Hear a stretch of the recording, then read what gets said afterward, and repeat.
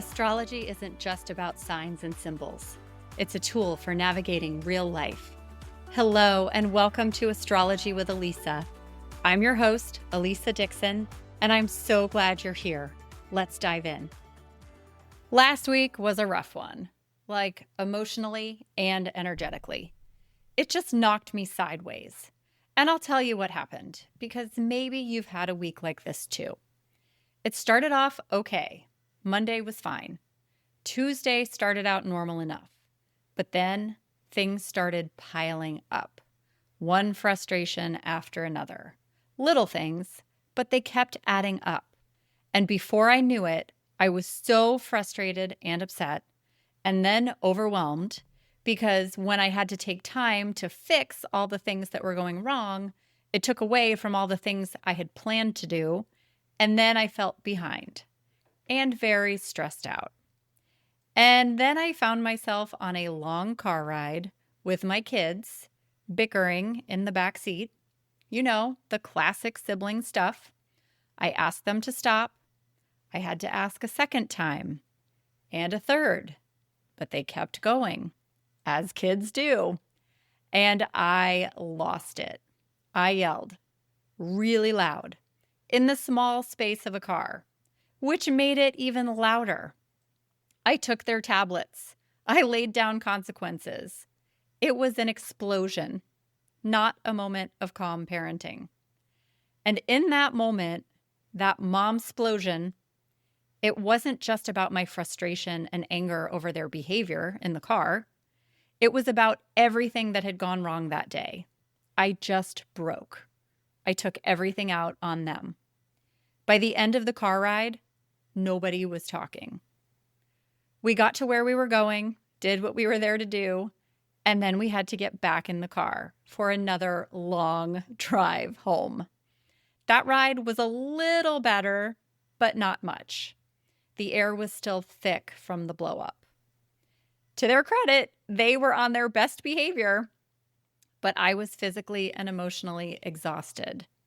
And honestly, I didn't feel bad about the consequences I had doled out, but I did feel really bad about how I reacted. And when I woke up Wednesday morning, I just felt sad. I don't like being that mom, the screamy mom, the version of me that can't keep her cool. And what started as one bad afternoon turned into a couple of days of headache and heartache. So, what do you do when you feel like that? When your nervous system is on edge, your emotions are running the show, and you just don't feel like yourself. For me, it was a reminder to come back to something I always talk about, your moon.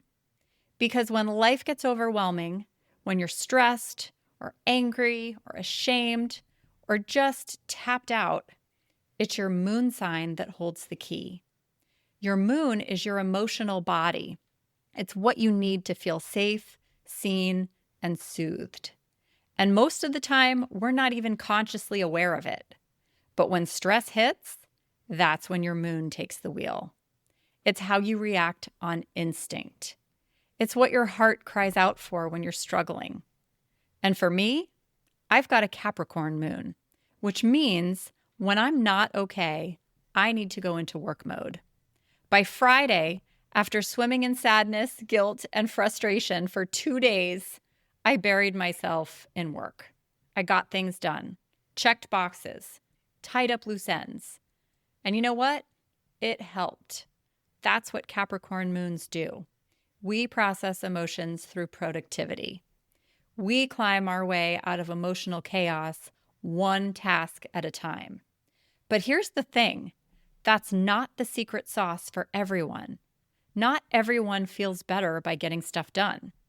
So I wanted to share this with you, a guide for how to do your moon when you're stressed based on your natal moon sign. So let's go through the moon signs by element, and I'll share how each one can take care of themselves when life gets overwhelming. So the fire moon signs are Aries, Leo, and Sagittarius. Fire moons need movement, action, a spark to reignite their inner flame. If you have an Aries moon, you need to move your body and let off steam. Go for a run or a boxing class or dance it out. You feel better when you physically express your frustration. Just don't punch anyone. Aries may be the warrior, but a punching bag is a much better option. If you have a Leo moon, you need to feel seen and special again. Dress up, make something beautiful, get with your entourage, your people, and do something fun. Leo moons often need creative, playful joy to come back online. If you have a Sagittarius moon, you need space and freedom, a change of scenery. Get outside, go on an adventure, even something small like a scavenger hunt. Do something that helps you zoom out and reconnect with your bigger picture. Plan a trip, laugh, be silly and be free. That's the secret for Sag moons. Now, the Earth moon signs are Taurus, Virgo, and Capricorn. Earth moons need to feel grounded. They need stability, routines, and physical comforts.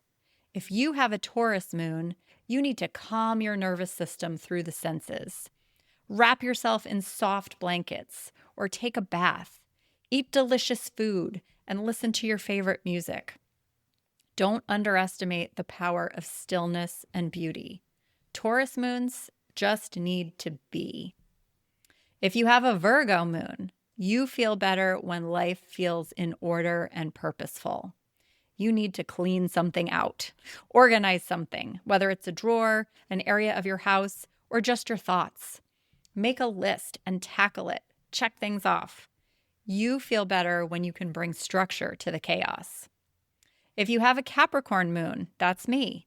We feel better when we accomplish something. Productivity is what soothes us. We don't need rest, we need results. Work on something that can produce something tangible. Progress is our version of peace. Now, the water moon signs are Cancer, Scorpio, and Pisces. Water moons need emotional release and safe spaces, and they sometimes need to retreat.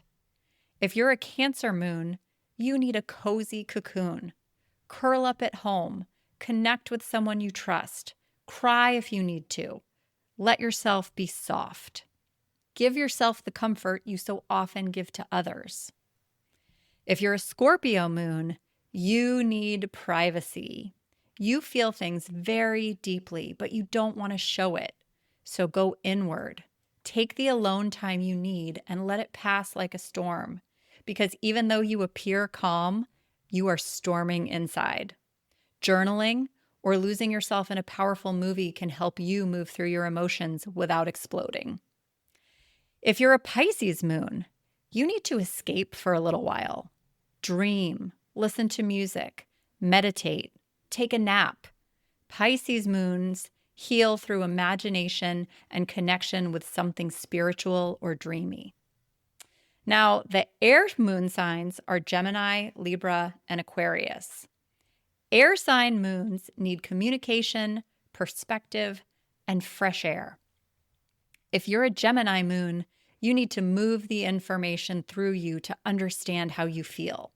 You need to talk it out, or text it out, or do a voice memo, or journal. You can write out your feelings, but however you do it, you feel better when you give your thoughts room to move and bounce around.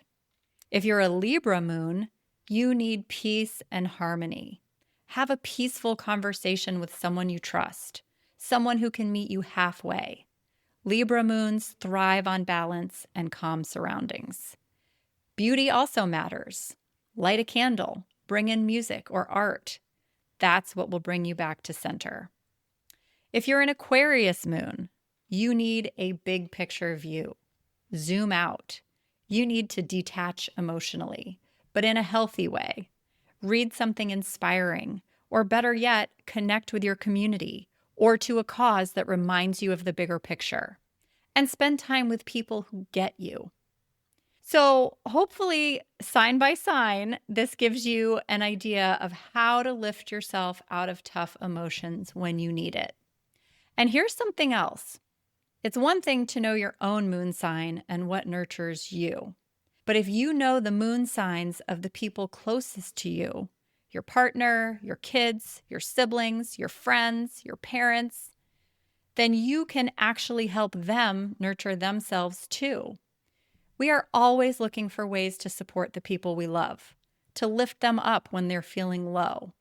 But sometimes we give them what we would want instead of what they really need. That's where the moon comes in, because if you know their moon sign, you'll have a better sense of how to support them emotionally, especially when they're going through a tough time. And sometimes it's not about saying the right thing. Sometimes it's just about creating space for them to do their moon. Maybe your Sagittarius moon child needs more laughter, a spontaneous adventure, permission to be silly again. Maybe your Cancer moon partner needs a quiet night in, no questions, just presence and comfort. Maybe your Gemini moon friend needs you to listen while they talk in circles until it all makes sense. This is one of the most powerful ways I use astrology in real life, to understand and support the people I love. I live with a house full of very different moon signs. My husband is an Aquarius moon, my kids are both Sagittarius moons, and I'm a Capricorn moon. That's air, fire, and earth.